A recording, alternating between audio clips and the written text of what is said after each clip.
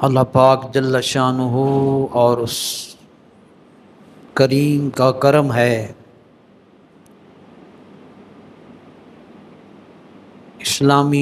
نیا اسلامی سال 1445 ہجری کی صبح کل طلوع ہوئی۔ آج ماہ محرم کی دوسری تاریخ ہے۔ مسلم امت کا یہ ایک منفرد اعزاز ہے کہ اس کا سال یکم محرم سے شروع ہوتا ہے اور حسن یہ ہے کہ یکم محرم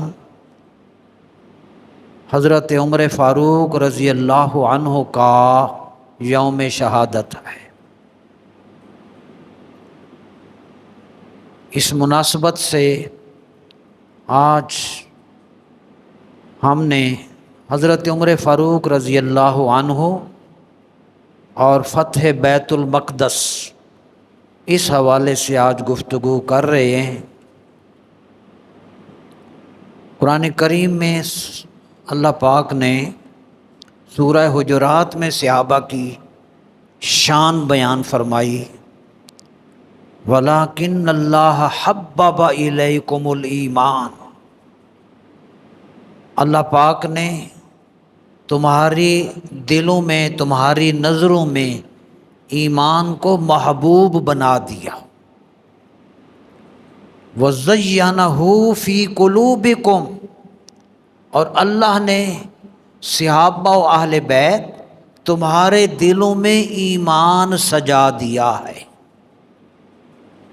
وَكَرَّهَ إِلَيْكُمُ الْكُفْرَ وَالْفُسُوقَ وَالْعِصْيَانَ، اور اللہ تعالیٰ نے تمہارے دلوں میں، تمہارے خیالوں میں نافرمانی کو، کفر کو اور گناہ کو، تمہارے دلوں میں ان چیزوں کی نفرت ڈال دی ہے۔ کر رہا، تمہیں ان چیزوں سے نفرت ہو گئی ہے۔ اولئک ھم الراشدون، اللہ نے فرمایا میرے محبوب کے یہ صحابہ و اہل بیت الراشدون ہدایت یافتہ ہیں، رشد و ہدایت کے مالک ہیں۔ ان ستاروں میں حضرت عمر فاروق رضی اللہ تعالی عنہ ایک منفرد مقام رکھتے ہیں۔ آپ کی فضیلت کے حوالے سے جو آپ ہی کا خاصہ ہے، حضور علیہ السلام نے یہ اعزاز جو دعا کا حضرت عمر فاروق کے حوالے سے حضرت نبی کریم علیہ السلام نے جو دعا مانگی، یہ صرف حضرت عمر فاروق کا خاصہ ہے، انہی کا امتیاز ہے۔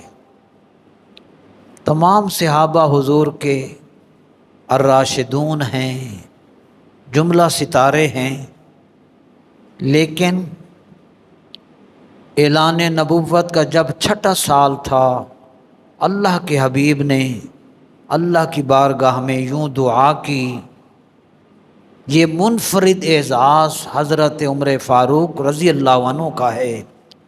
حضور نے دعا مانگی، اللہم اعز الاسلام بعمر، اے اللہ دین اسلام کو عمر کے ذریعے عزت عطا فرما۔ دوسری روایت میں اللہم اید الدین بعمر بن الخطاب، اے اللہ عمر بن خطاب کے ذریعے اپنے دین کی مدد فرما۔ یہ منفرد اعزاز حضرت عمر فاروق رضی اللہ تعالی عنہ کو عطا ہوا۔ چنانچہ کائنات نے دیکھا کہ ان کے اسلام لانے سے پہلے کیا حال تھا، اور جب یہ دین اسلام کا شیر، عظیم صحابی فاروق اعظم دین اسلام کی صف میں داخل ہوئے، ان کی وجہ سے اللہ نے پھر اسلام کو کتنا عروج عطا فرمایا۔ یہ ایک روایت حضرت عبداللہ رضی اللہ عنہ کا ارشاد ہے، واللہ مستطعنا ان نصلی عند الکعبۃ ظاہرین، قسمن کھا کر صحابی رسول نے یہ فرمایا، قسمن فرمایا، اللہ کی قسم ہم خانہ کعبہ میں لوگوں کے سامنے نماز نہیں پڑھ سکتے تھے، اس قدر ہم ڈپریسڈ، کمزور یہ حالت تھی ہماری کہ ہم لوگوں کا سامنا نہیں کر سکتے تھے، ہم لوگوں کے سامنے خانہ کعبہ میں نماز نہیں پڑھ سکتے تھے۔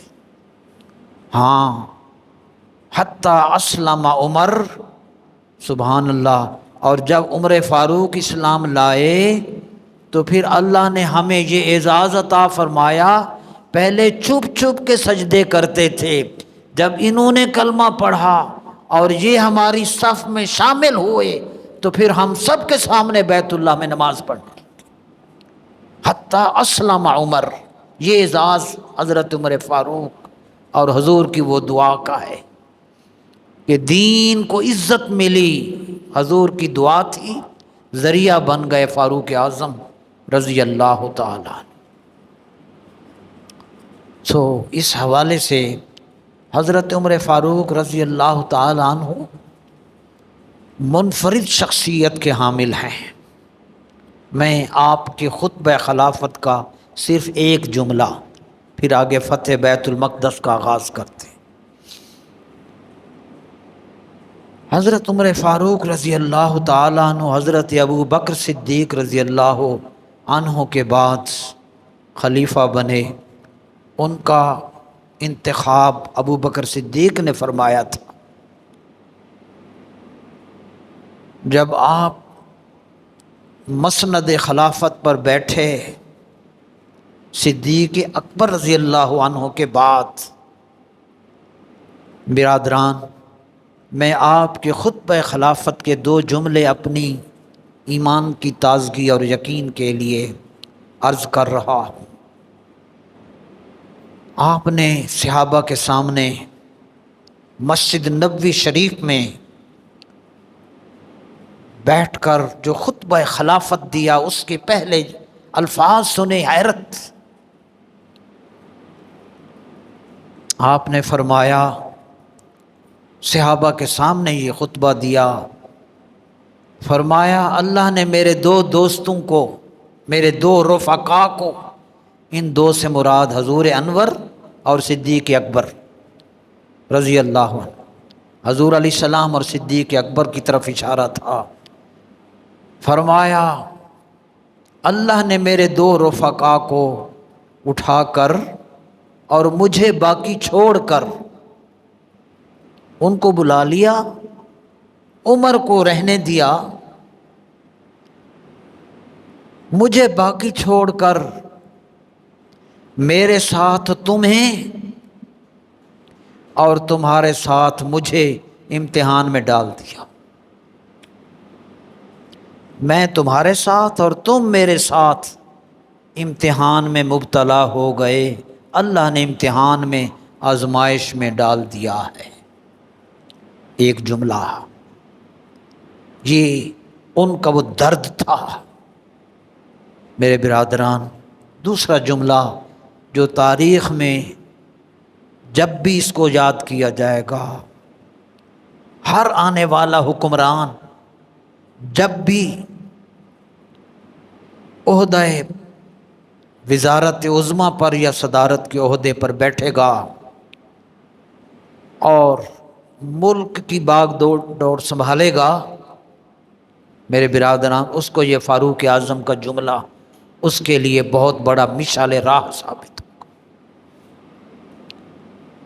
میرے برادران، آپ کے اس جملے سے پہلے فاروق اعظم کی کیفیت میں آپ کے سامنے لانا چاہتا ہوں کہ وہ فاروق اعظم تھے کس قدر، ان کو رب نے جسمانی طاقت اور ہائٹ کتنی دی تھی۔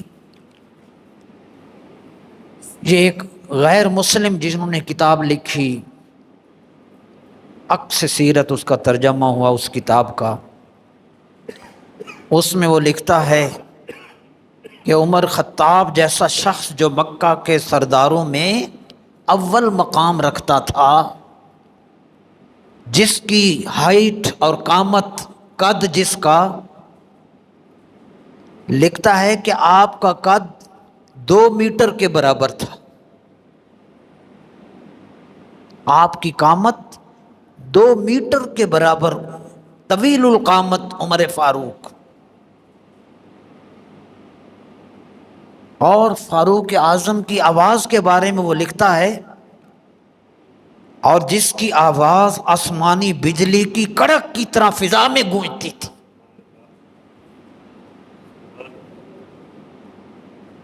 جب بھی ان کا نام لیا جائے تو یہ ذہن میں رکھ کر ان کا عمر فاروق کا نام لیا جائے۔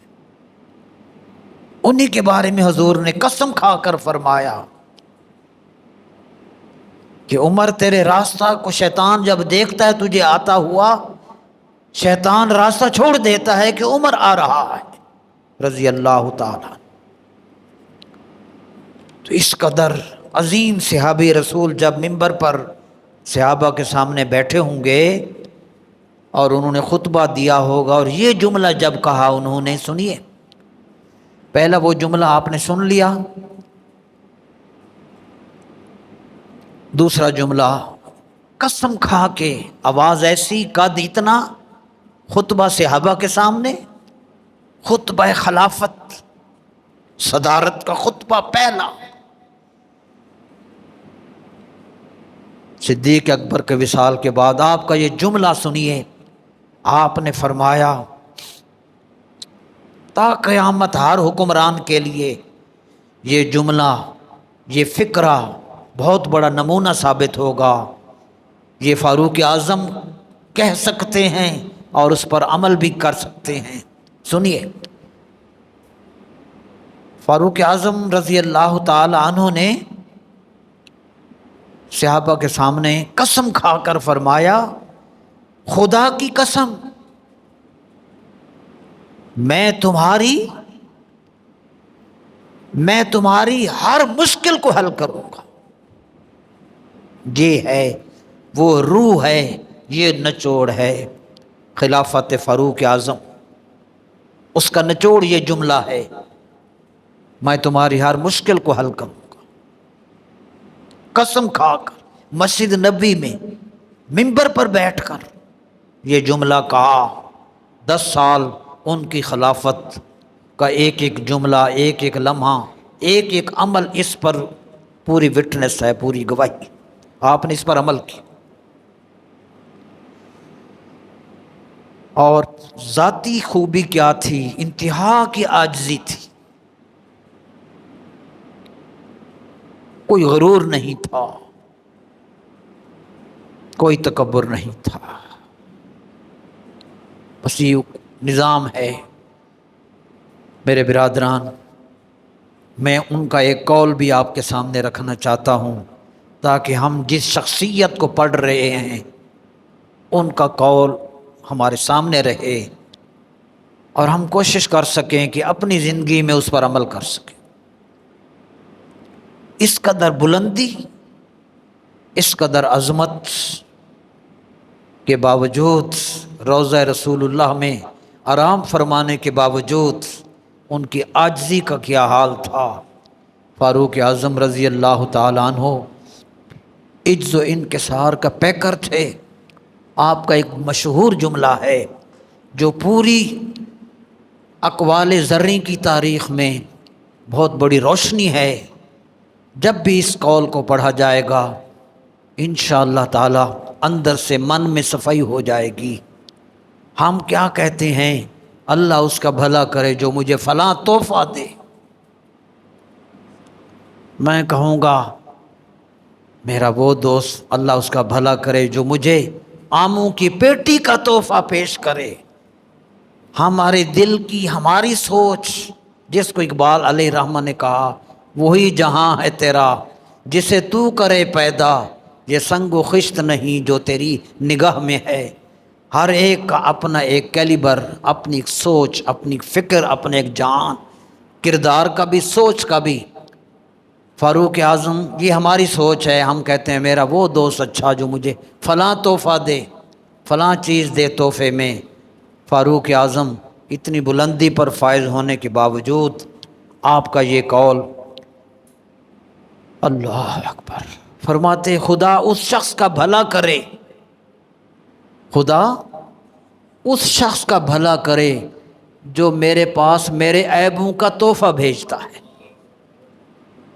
میرے پاس میرے عیبوں کا تحفہ بھیجتا ہے کہ عمر تیرے اندر یہ خامی ہے، عمر تیرے اندر یہ خامی ہے۔ جو یہ تحفے بھیجتا ہے اللہ اس کا بھلا کرے۔ ہمارے بھلے دعائیں کسی اور کے لیے، یہاں سے آپ اندازہ لگا سکتے ہیں کہ اپنے آپ کو کہاں تک لے گئے۔ بس پھر محبوب نے ارشاد فرمایا، جس نے ووٹ لینے کے لیے نہیں، دو نمبریوں کے لیے ہاتھ نہیں چومے کسی کے، خو جی تواڈے نال مینوں بڑی محبت ہے، زبان پر کچھ اندر کچھ، نہ۔ اللہ کے حبیب نے فرمایا، جس نے اللہ کی رضا کے لیے اپنے آپ کو جھکا دیا اللہ اسے اونچا کرتا ہے۔ اللہ پھر اسے اونچا کرتا ہے۔ وہ جھکاتا ہے، میں بیکار، میں گلیاں دا خس خس جنہ قدر نہ میرا، میرے صاحب نو وڈیائیاں، میں گلیاں دا روڑا کوڑا، محل چڑھایا سائیاں۔ جو اس طرح جھکتے ہیں پھر وہ تو کریم ہے نا، وہ کہتا ہے یہ میری خاطر جھکا ہوا ہے، وہ پھر اٹھاتا ہے۔ پھر بلندیاں 1445 ہجری، حضور کی ہجرت کو 1445واں سال ہو چلا۔ فاروق اعظم تیرے تذکروں سے آج بھی مسجد و محراب گونج رہے۔ میرے برادران، یہ ان کی عظمت تھی، یہ ان کی شخصیت تھی۔ میں اب آپ کو حضرت عمر فاروق کے عظیم کارناموں میں سے فتح بیت المقدس کے حوالے سے آج ہم گفتگو کر رہے ہیں۔ فتح بیت المقدس 16 ہجری کو فتح ہوئی۔ حضور علیہ السلام نے 11 ہجری کو وصال پایا۔ صدیق اکبر رضی اللہ تعالیٰ عنہ کے 2 سال ہیں، تو اس کے بعد پھر فاروق اعظم رضی اللہ تعالیٰ عنہ اقتدار پر بیٹھے۔ 16 ہجری کو بیت المقدس فتح ہوا۔ کیسے فتح ہوا میرے برادران؟ وہ قرآن شریف کی آیت ہے، جب بھی کوئی اس پر عمل کرے گا تا قیامت اللہ پاک کی مدد اٹھے گی، اللہ کی مدد اترے گی۔ وہ آیت مبارکہ سورہ محمد میں ہے، یا ایھا الذین آمنوا ان تنصروا اللہ ینصرکم۔ ہم کہتے ہیں یا اللہ مدد کر، یا اللہ مدد کر، دکان دا برا حال ہے، یا اللہ مدد کر، صحت دا برا حال ہے، فلاں فلاں کہتے ہیں نا، یا اللہ مدد فرما۔ سورہ محمد میں اللہ نے فرمایا، یا ایھا الذین آمنوا ان تنصروا اللہ ینصرکم، میں کب مدد کروں گا؟ فرمایا جب تم میرے محمد عربی کے دین کی مدد کرو گے اللہ تمہاری مدد کرے گا۔ اور خالی مدد بھی نہیں، وَيُثَبِّتْ أَقْدَامَكُمْ، ہزار خوف ہو لیکن زباں ہو دل کی رفیق۔ کیا اقبال کا کلام دل میں اترتا ہے کہ جب ساری دنیا کے اوپر خوف کے بادل طاری ہوں گے، لوگ گھبرا رہے ہوں گے، ہے کی بنے گا دفتر چ، میرا کی بنوں گا، میں کیا کروں گا، سارے تڑپ رہے ہوں گے۔ فرمایا جس پر میرا کرم ہوگا، جب وہ میرے دین کی مدد کرے گا، وَيُثَبِّتْ أَقْدَامَكُمْ، جب تم میرے دین کی مدد کرو گے اللہ تمہاری مدد بھی کرے گا، تمہارے قدموں کو بھی ثابت رکھے گا، تمہیں ثابت قدمی عطا فرمائے گا، تمہارے خوف ختم، تم پھر مشکلات اور پریشانیوں میں بھی کھڑے ہو کر مصطفیٰ کے بل پہ قوت کیجئے، نار سے بچنے کی صورت کیجئے، تمہیں یقین کامل ہوگا میں تنہا نہیں ہوں۔ جس کو اقبال نے کہا خدائے لمج زل کا دست سے قدرت تو زباں تو ہے، یقین پیدا کر غافل کہ مغلوب گماں تو ہے۔ نادان تجھے یقین جو کیوں نہیں آ رہا، تو یقین کر کہ اللہ کی طاقت، رسول کی طاقت تیرے ساتھ ہے۔ یہ قدموں کو ثبات ملتا ہے میرے برادران۔ بس پھر فاروق اعظم رضی اللہ تعالی عنہ کے دور خلافت میں اللہ کی یہ مدد اتری۔ صدیق اکبر رضی اللہ تعالیٰ عنہ نے عظیم خلافت، عظیم مینجمنٹ کے ذریعے ملت اسلامیہ کو اور سلطنت اسلامیہ کو عروج بخشا، تمام فتن کا خاتمہ کیا۔ بس پھر گراؤنڈ لیول ہو چکا تھا، اس بہترین لیولڈ گراؤنڈ کے اوپر فاروق اعظم نے عمارت کھڑی کرنی تھی۔ دین اسلام کی عمارت فاروق اعظم نے کھڑی کرنی تھی میرے برادران۔ بس پھر صحابہ اٹھے رضوان اللہ علیہ، خوبیوں والے تھے، سرکار کی زیارت کرنے والے تھے۔ وہ صحابہ بدر میں حضور کے ساتھ کھڑے ہو چکے تھے، احد میں 70 صحابہ شہید ہو چکے تھے، خندق میں 27 دن کی سخت امتحان سے گزر چکے تھے، تبوک میں 30,000 صحابہ کو رسول اللہ صلی اللہ علیہ وسلم لے کر گئے تھے۔ وہ ان مراحل سے گزرے ہوئے تھے۔ ہم چھپکلی سے ڈرنے والے اور میڈیا پہ دیکھو اور شے ختم، ہمارے اندر وہ چیز ہی ختم ہو رہی ہے میرے برادران۔ صحابہ 27 غزوات میں رسول اللہ کو دیکھ چکے تھے، صدیق اکبر کی محنت کو دیکھ چکے تھے۔ بس برادران پھر فاروق اعظم کا دور آیا۔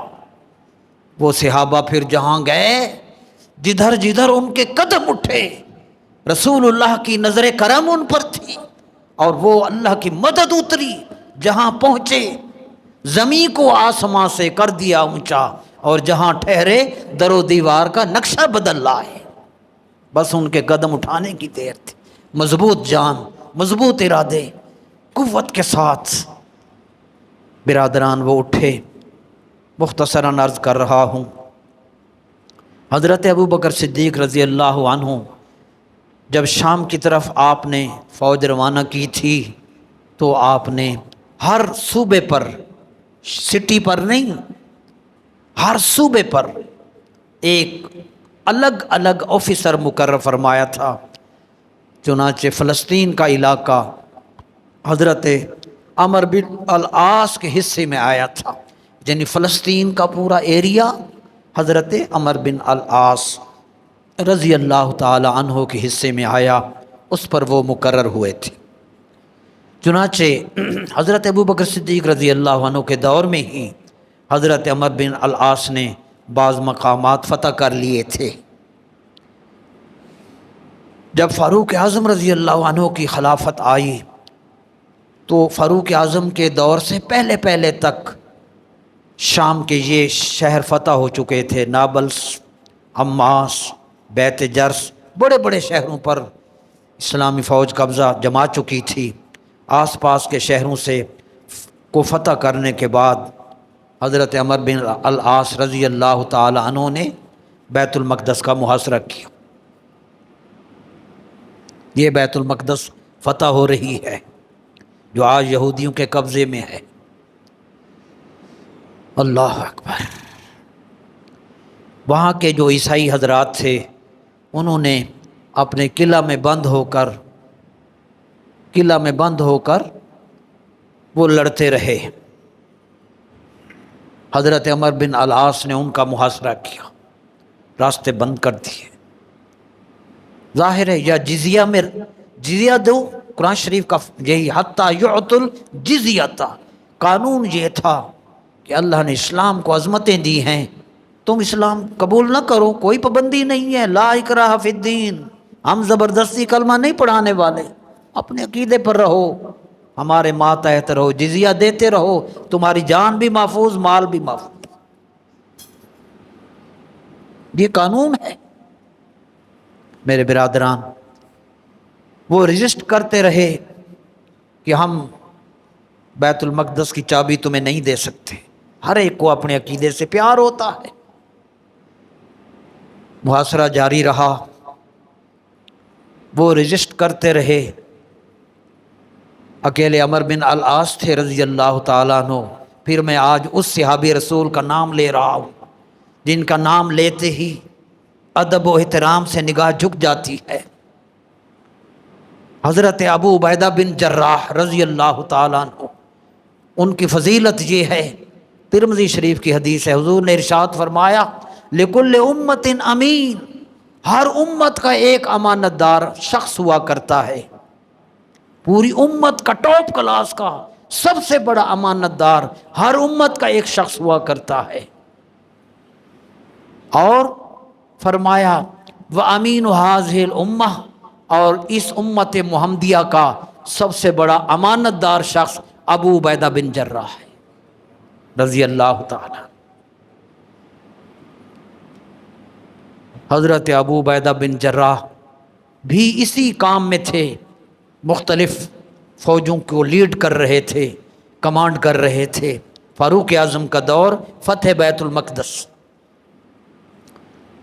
حضرت ابو عبیدہ بن جراح شام کے بہت سے اہم اضلاع علاقے فتح جب کر چکے، وہ بھی پھر آ گئے، بیت المقدس پہنچ گئے۔ عیسائیوں کو پتہ چلا کہ وہ تو ابو عبیدہ بن جراح بھی آ چکے، پہلے تو ایک صحابی رسول تھے۔ بس پھر عیسائیوں نے ہمت ہار کر صلح کی درخواست کی، اور صلح کی درخواست کی تو شرط ایک ہی لگائی، کچھ نہیں چاہیے مسلمانوں، ہماری ایک ہی شرط ہے، ہم بیت المقدس کی چابی تمہارے سپرد کر دیں گے، تمہارا خلیفہ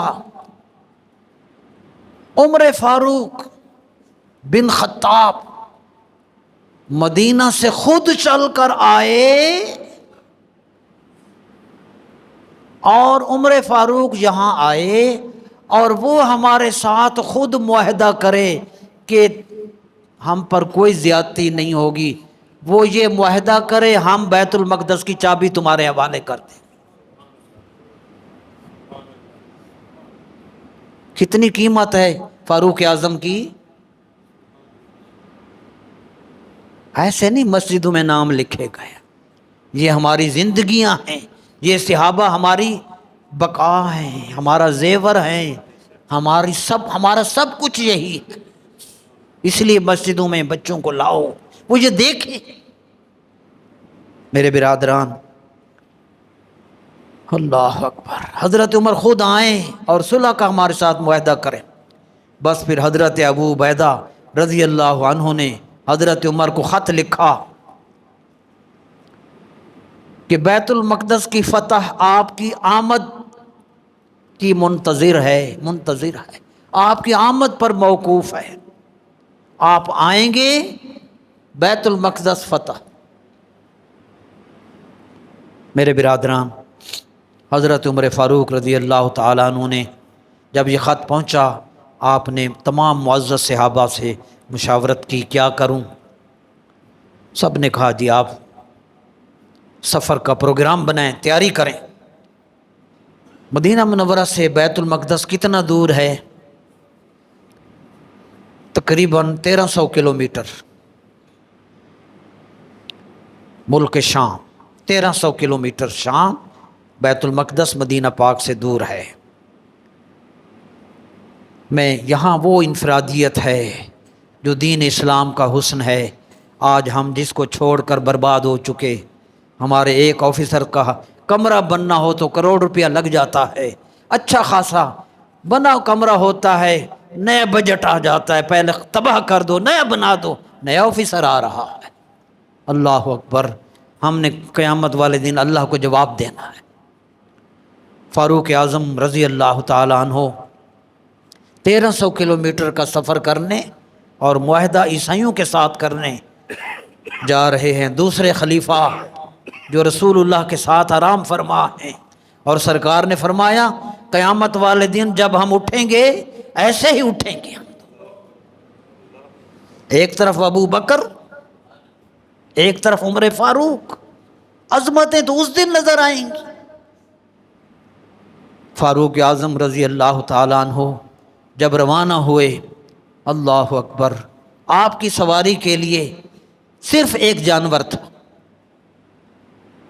ایک سواری کا جانور اور ایک غلام، اور اس سواری پر کچھ دیر کے لیے فاروق اعظم سوار ہوتے تھے، غلام چلتا تھا، پھر کچھ دیر جب گزرتی، ایک ڈسٹنس طے ہو جاتا، پھر اس غلام کو حکم دیتے میں نیچے آتا ہوں تو اوپر سوار ہو جا، وہ غلام اوپر بیٹھتا، اور سواری کی جو مہار اور نکیل تھی فاروق اعظم اپنے ہاتھ سے پکڑ کر پیدل چلتے تھے۔ کس شان سے امت کا امام آتا ہے! جب ہمارا کردار ہی نہ رہا تو پھر ہر کوئی IMF ہو وہ شرائط ہی لگائے گا نا جی۔ اس شان سے امت کا امام آتا ہے، آپ پیدل ہے، سواری پہ غلام آتا ہے۔ کردار جو نہ رہا، ہر طرف کرپشن ہے، ہر طرف خیانت ہے، چھوٹے سے بڑا، بڑے سے چھوٹا۔ اللہ اکبر! یہ اس کردار کو دیکھ کر ہمیں توبہ کی ضرورت ہے۔ اقبال علیہ رحمہ نے فرمایا تھا، غیرت ہے بڑی چیز جہاں نے تگ و دو میں پہناتی ہے درویش کو تاج سردار۔ مختصراً فاروق اعظم روانہ ہوئے، مدینہ منورہ میں حضرت علی کو اپنا جانشین مقرر کیا، راستے میں جہاں جہاں پہنچے مختلف علاقوں کے سرداروں سے ملاقاتیں کیں۔ اللہ اکبر! میرے برادران، مقام خاص مقام جابیہ، یہ شام کا سٹی ہے، شہر ہے، اس مقام پر تمام علاقے کے سرداروں نے آپ سے ملاقات کی، اور اس مقام پر حضرت خالد بن ولید رضی اللہ عنہ اور دیگر صحابہ کرام نے آپ کا استقبال کیا۔ جب دور سے دمشق کے بلند مکانات نظر آئے، میں حضرت عمر فاروق کی عظمت کو سلام پیش کرتا ہوں۔ آپ کو جب وہ بڑی بڑی عمارتیں نظر آئیں، ذہن میں آیا کل تک عیسائی اس کے مالک تھے، آج یہ اسلامی سلطنت میں داخل ہو رہا علاقہ۔ وہ سورہ دخان کی آیت پڑھی، کم ترکوا من جنات وعیون وزروع۔ اللہ نے فرمایا کتنے ہی باغات، کتنے ہی محلات ہوتے ہیں کہ پہلے چھوڑ جاتے ہیں، بعد میں آنے والے وارث بن جاتے ہیں۔ وَأَوْرَثْنَاهَا قَوْمًا آخَرِينَ، ہم نے دوسروں کو وارث بنا دیا۔ فَمَا بَكَتْ عَلَيْهِمُ السَّمَاءُ وَالْأَرْضُ، نہ تو ان پر زمین روئی نہ آسمان رویا۔ یہ آیت مبارکہ آپ کی زبان پر تھی کہ آج یہ لوگ جا رہے ہیں اور اس پر اسلامی سلطنت کا آغاز ہو رہا ہے۔ یہ آپ وہاں پہنچے، پھر آپ نے وہ تاریخی معاہدہ وہاں پر تحریر کیا۔ اللہ اکبر! اور تمام عیسائیوں کو بنیادی حقوق لکھے گئے، اور صحابہ کرام کی اس پر گواہی ڈلی۔ صحابہ کرام بطور گواہ دستخط کیے کہ عمر یہ معاہدہ کر رہا ہے، عیسائیوں کو کوئی تکلیف نہیں پہنچی۔ اللہ اکبر! میرے برادران، معاہدہ ہو گیا۔ حضرت عمر فاروق رضی اللہ تعالیٰ عنہ نے اب ارادہ فرمایا کہ بیت المقدس میں داخل ہو جاؤں، وہاں جا کے نماز ہے، عبادت ہے۔ بیت المقدس میں فاروق اعظم داخل ہو رہے ہیں۔ میرے برادران، جب بیت المقدس پہنچے تو حضرت ابو عبیدہ بن جراح اور سرداران فوج نے آپ کا استقبال کیا۔ حضرت عمر فاروق کا لباس، حضرت عمر فاروق کا لباس اور ساز و سامان بڑا معمولی تھا، VIP پروٹوکول نہیں تھا، سمپل سادہ لباس، سامان بھی سادہ۔ عمر فاروق رضی اللہ، سنیے، اس کو دیکھ کر مسلمانوں کو شرم آ رہی تھی کہ عیسائی اپنے دل میں کیا کہیں گے، یہ عمر ہے، ہم اسی پر مر رہے ہیں۔ 1 لاکھ روپے دی تو کرسی آوے نا، صاحب نے بہنا ہے دوتے، پامیں عدل ملے نہ ملے کسی کو، کرسی لکھ دی ہونی چاہیے تھی۔ مسلمانوں کو شرم محسوس ہوئی، عیسائی اپنے دل میں کیا کہیں گے؟ سنیے، چنانچہ لوگوں نے فاروق اعظم کو سواری کے لیے ترکی گھوڑا پیش کیا، قیمتی لباس پیش کیا۔ میرے جیسا شکریہ کرتا، شکریہ گفٹ ملے مینوں۔ میرے برادران، ترکی گھوڑا، قیمتی لباس، یہ آپ لباس پہنے گھوڑے پر، اس پر سوار ہو کر داخل ہوں، قیامت تک کے لیے پروٹوکول پہ ناز کرنے والے، اپنی ظاہری شان و شوکت پہ مرنے والے۔ میرے لیے ذرا نعرہ لاؤ، مینوں پھلنا دہار پاؤ۔ ایسا نہیں۔ جب یہ تحفہ، سنیے برادران، فاروق اعظم کو پیش کیا گیا، حضرت عمر فاروق رضی اللہ عنہ نے فرمایا، خدا نے ہم کو جو عزت اسلام کی دی ہے وہی کافی ہے۔ نہ ترکی گھوڑا لیا، نہ لباس لیا۔ امت کو یہ بتا گئے ہیں کہ تمہاری سب سے عزت، سب سے بڑی عظمت دین اسلام ہے۔ میرے برادران، آج ہم نشان راہ دکھاتے تھے جو ستاروں کو ترس رہے ہیں کسی راہ داں کے لیے۔ اقوام متحدہ کے اندر، اس کے چارٹر کے اندر ہیومن رائٹس ڈکلریشن ہے، آج بھی لکھا ہوا ہے اہل کشمیر کو حق خود ارادیت دیا جائے گا۔ قراردادیں موجود ہیں، 75 سال گزر گئے، 75 کا نوٹ ہمارا بن چکا، مگر حقوق نہ ملے۔ ہاں، انسانوں کو جب بھی کوئی صحیح عدل اور انصاف دے گا وہ محمد عربی کا غلام ہی دے گا۔ فاروق اعظم نے عیسائیوں کو ایسا عدل دیا، اس پر ریسرچ ہونی چاہیے، اس معاہدہ کے حوالے سے ریسرچ ہونی چاہیے۔ فاروق اعظم نے جو معاہدہ کیا اس پر جو عمل ہوا، ریسرچ ہونے کی ضرورت ہے۔ میرے برادران، اس پر عمل ہوا اور فاروق اعظم کے ہدایت کے مطابق الحمدللہ ان عیسائیوں کو تمام حقوق دیے گئے اور ان کو کوئی پریشانی نہ آئی۔ فاروق اعظم نے خود معاہدہ کیا تھا، صحابہ نے اس پر اپنی گواہی ثبت کی تھی کہ ہم گواہ ہیں۔ آخری بات نماز کا مسئلہ ہے۔ ہم ہر جمعے عرض کیا کرتے ہیں، ایک مسئلہ بھی نماز کا بندے کو سمجھ آ جائے اور انسان اس کے مطابق نماز اپنی شروع کر کے ادا کرتا رہے، اس کی بخشش کا ذریعہ ہو جائے گی۔ میرے برادران، ہم نے تکبیر تحریمہ کا آپ کو بتا چکے پچھلے پروگرام میں۔ اب قیام، آج سب بیٹھ جائیں 2 منٹ۔ قیام فرض ہے نماز میں۔ قیام کا کیا معنی ہے؟ سیدھا کھڑا ہونا۔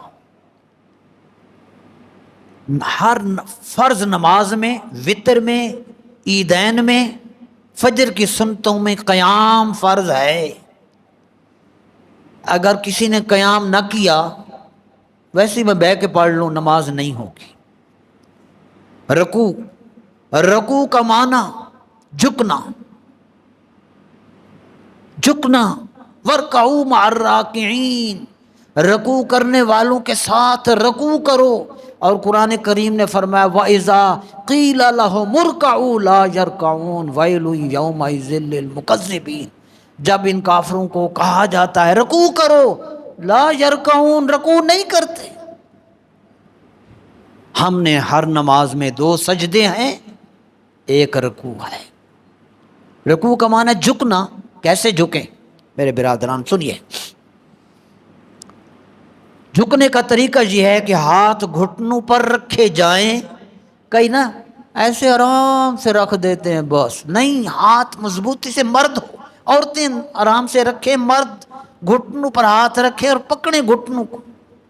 ہم نے پڑھا کہ اس کے گھٹنوں میں درد اللہ کم کر دے گا جو رکوع کے اندر گھٹنے مضبوطی سے پکڑتا ہے۔ یہ آپ کا روحانی علاج ہے، گوڑے کم نہیں کر دے جی۔ میرے برادران گھٹنوں پر مضبوطی سے ان کو پکڑیں. اگلی بات، کمر اور گردن برابر. کئی لوگ رکوع کرتے ہیں یوں کیا ہوتا ہے، ایسے نہیں. کئی لوگوں نے یوں کیا ہوتا ہے، ایسے بھی نہیں. کمر اور گردن ایکول ہو. مثلا یہ دیکھیں، یہ سر ہے، یہ کمر ہے، تو یوں بھی نہ ہو یوں بھی نہ ہو، بلکہ بالکل سٹریٹ. گردن اور کمر بالکل برابر ہو، یہ رکوع کا طریقہ. آخری بات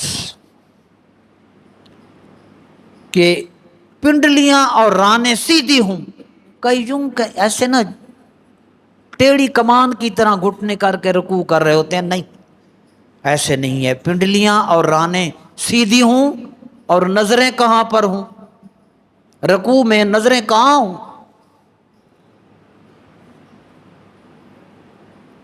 قدموں پر.